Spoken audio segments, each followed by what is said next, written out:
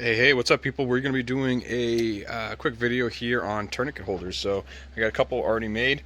Got the tourniquets already in it. We're doing single molly on these. You can do dual, but not necessary.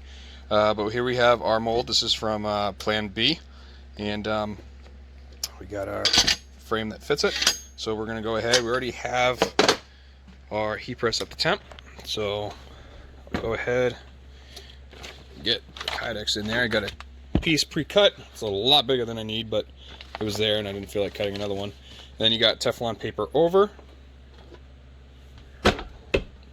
and I have my particular setup at 410 degrees for 110 seconds. So that'll come out when that is all set. Real quick though, go around, but yep. So we're gonna build one for this tourniquet. I just got a few of them in. These are my personal ones. I generally get Cat 7, but I want to try these ones out. Yeah, they're Amazon ones, but they don't seem hollow, so I'll rock them for now. But yeah, so all you need for this is the heat press. You can use an oven. It's not that big of a deal. You can use it, but we'll rock it here. I just connected my vac pump to a foot switch. That way I don't have to reach over and whatnot, so we're good. And then after that, we'll cut it and sand it. Now, I don't have a trim jig for this, which isn't really a big deal. I just do it by hand because I really didn't need the trim jig. But it's literally, everything is mounted for you, so it's all set. So in another minute, I'll load it up. And we have just under 10 seconds left. Got my gloves on, and I got the air sitting close by. So good. Good thing to remember, don't let the Kydex touch itself because it ruins the Kydex. Go.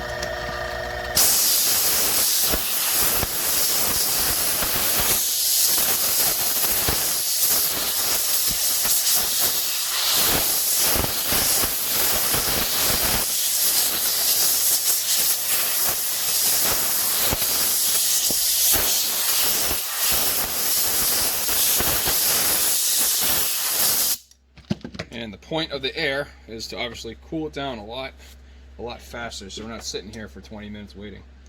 So, and we'll bust it out of the mold and get the trimming. I did go ahead and I drilled all the holes, and I did clean them because that's just the boring part. It looks phenomenal, looks great, and all I'm literally going to do is I'm just going to cut out the outline. Now, if you had a trim, all you would do is, again, cut out the outline, stick it on the trim, and then zing, zing, zing, right on a router. But I don't have a router yet. It's going to be ordered shortly, actually. But even so, for now on, when I'm buying molds, I'm buying them with trim jigs because I'm slowly moving production that way. So, but anyways, we're going to take this right here and just cut it.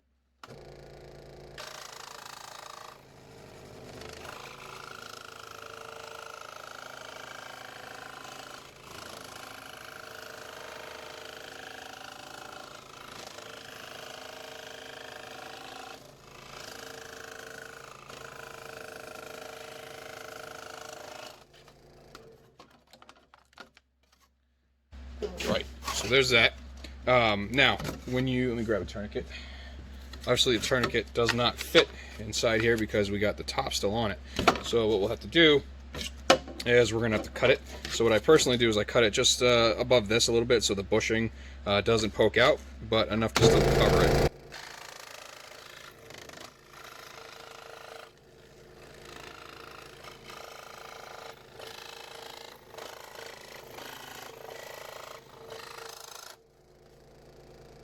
It doesn't have to be perfect because I'm going to sand it flat anyway, so I'm not too worried about that.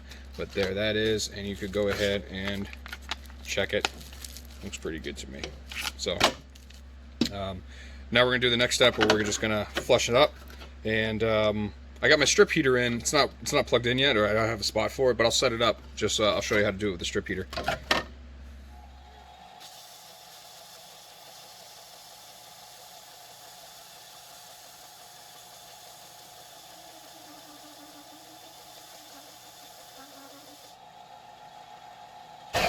Alright, so now that is flat right at the top.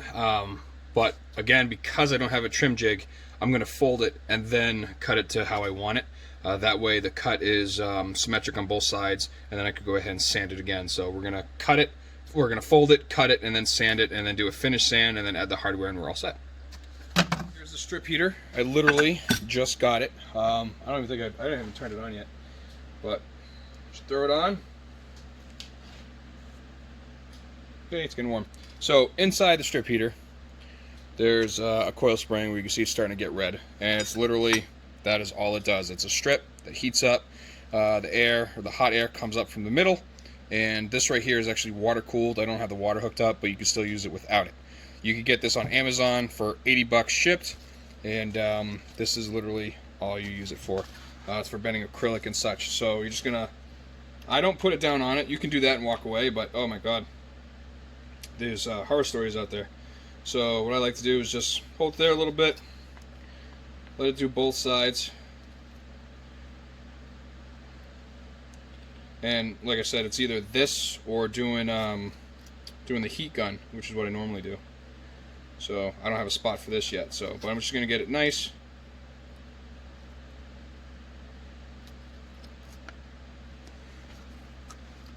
And then I put them together, and then I just do it. I want to make it so it's nice and even, and you got a nice back to it. I'll shut this off.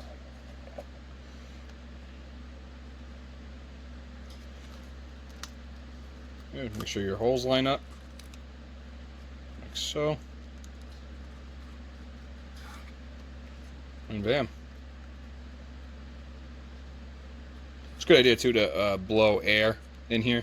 You could also use something like this, which is a side channel jig. You just set it inside, and it'll cool to that shape.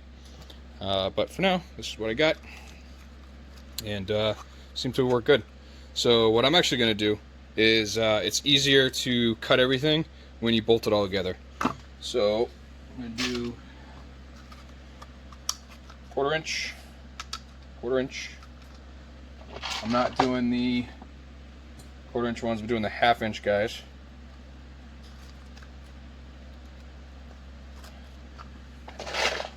And then getting half-inch screw. There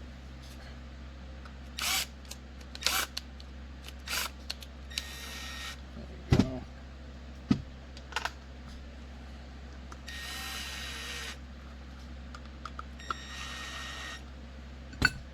Alright, so now, let me, actually we can test the fitment.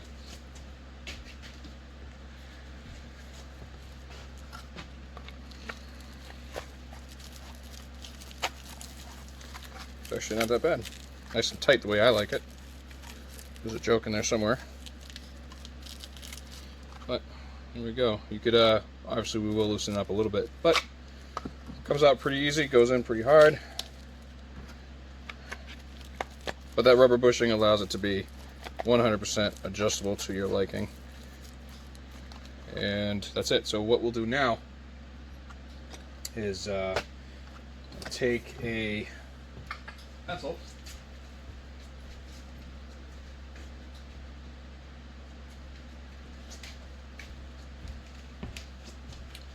And what we want to do is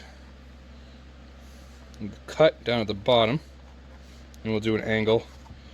And then from the corner, we'll go just to that guy. We're going to go just outside of it because of that bushing. We're going to go straight across to the next one. And then up. So I'll cut it like that. I'll be right back.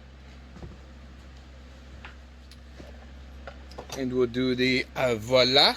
It's all cut. And it's literally just adding hardware. So you could do one of a couple things. You could do the combat loop, which would be for the belt, and it locks in place. Molly, obviously for the molly attachment.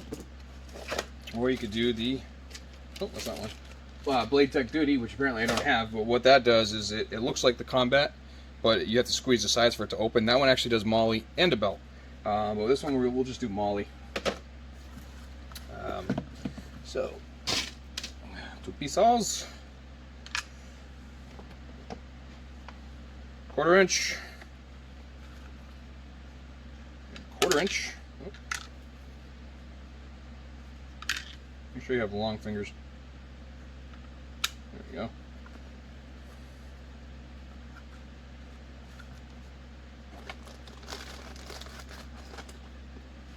And these ones are 0.375, and they're, if you look at them, they're angled, so they got the shoulder on them. And we'll do one single in the center. Get that started. Get this one started. Tighten it down.